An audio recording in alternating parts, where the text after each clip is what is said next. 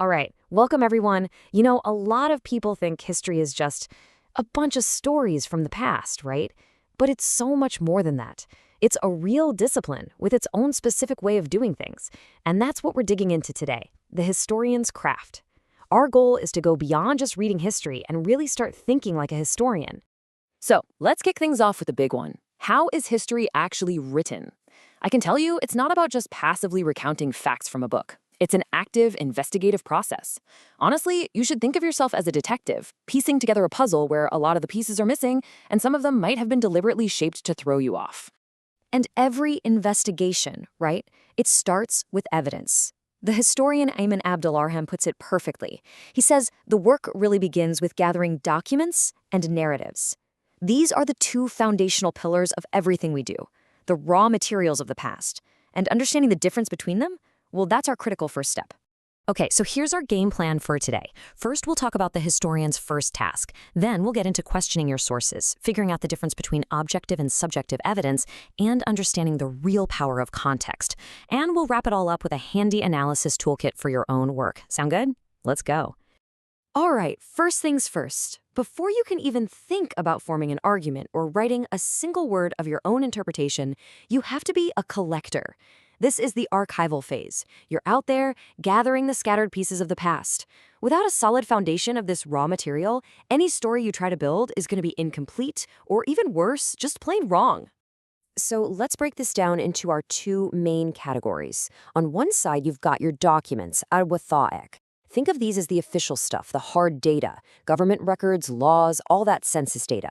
Then on the other side, you have the narratives, al-marwiyat. This is the personal, subjective side of the story. Letters, diaries, oral histories. You could say documents give you the skeleton of the past, but the narratives, they give it its soul. And any good historian knows you absolutely need both. Okay, so you've gathered all your documents and narratives. You've got a pile of material. Now, the real work begins. See, it's not enough to just have the evidence. You have to interrogate it. You've got to switch from being a collector to being a critical investigator, and that means questioning every single thing you find. And we can actually break this interrogation process down into a pretty simple three-step method. First up, provenance. Ask yourself, who made this? When did they make it? And this is the big one, why did they make it? Second, bias. Come on, every source has a point of view, an agenda. What's the creator's angle here? What are they trying to get you to believe? And third, corroboration. A single source is never the whole story. How does it line up with, or maybe even contradict, other evidence you have? And that really brings us to our next crucial point. You have to weigh the testimony. Not all evidence is created equal, right? A historian has to get really good at walking that fine line between the objective facts and the subjective experiences that give the past its color.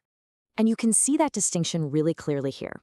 You've got your objective sources on one side, the hard data from trade logs and census figures, and on the other, the subjective sources, the personal letters, the fiery speeches, the emotional memoirs.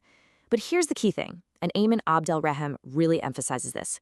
Respectable historical writing doesn't just pick one side. No, it masterfully weaves both of them together to paint a much richer, more complete picture of what was actually going on. Okay, now here's something you can never, ever forget. No source exists in a vacuum. To really get what a piece of evidence is saying, you have to place it back into its own world. The context surrounding a document is often the key that unlocks its real meaning, and there's no better way to see this in action than with a little case study in economics. So let's really think about this question. How can something like economic conditions completely flip the story a source seems to be telling? A source might say one thing right on the surface, but the economic reality of the time, the al-zuruf al-iqtisadiyya, can show you a totally different narrative hiding just underneath. Let's take a look at this. Say you find an official government report, and it's bragging about low unemployment. Your surface reading? Wow, this must have been a time of incredible prosperity. But what if you dig into the economic context and find out that, yeah, everyone had a job, but they were all getting paid terribly low wages in awful working conditions? Suddenly that document tells a very different story, doesn't it? Or how about a merchant's narrative, a letter where he's complaining about his sales being in the tank? Is that just one guy having a bad year? Or, if you know there was a wider recession going on, is his letter actually evidence of a massive economic crisis? You see, context is absolutely everything. All right, listen up, because for anyone who has an exam or a big paper coming up, this next part is for you. We're going to boil everything we've talked about down into a really practical, actionable toolkit that you can use to analyze pretty much any source you come across. Here it is, your pre-exam checklist. It's 5 simple steps. First, identify your source. Is it a document or is it a narrative? Second, question it. Who made it and why? Always ask why. Third, contextualize it. What was going on, economically, socially, politically? Fourth, compare it. How does this piece fit with all the other evidence you have? And finally, step 5, conclude. This is where you form your own reasoned interpretation based on all that work. You follow these steps, and I guarantee you'll be producing some seriously strong historical analysis. And this is such a critical point to remember.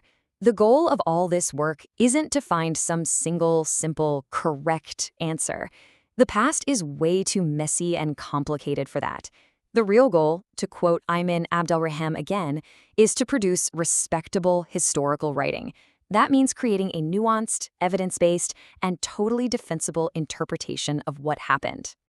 So, let's wrap this up with one last thought, a challenge, really, that's inspired by Aymen Abd Elrhem's work. The engine that drives all historical discovery is just relentless curiosity. It's the refusal to just accept things at face value. So what's the one question you should never, ever stop asking? It's simple. Why? Never stop objecting, never stop questioning, because that, right there, is the true heart of the historian's craft.